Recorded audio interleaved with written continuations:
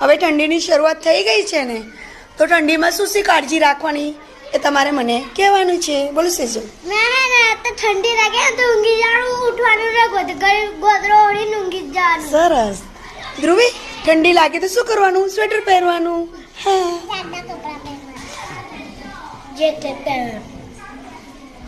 પગમાં પહેરવાના મોજા, હાથને મોજા પહેરવાના, પગને મોજા પહેરવાના. પંખાનું નીચે ઊંઘવાનું નહીં, કારણ કે બી ઠંડી લાગે ને તારે પહેરવાનું. સરસ. પગમાં પહેરવાના મોજા, ઠંડી લાગે ને તો ગરમ પહેરવાનું. કાનમાં પહેરવાનું, ગરમ પાણીથી નાહવાનું.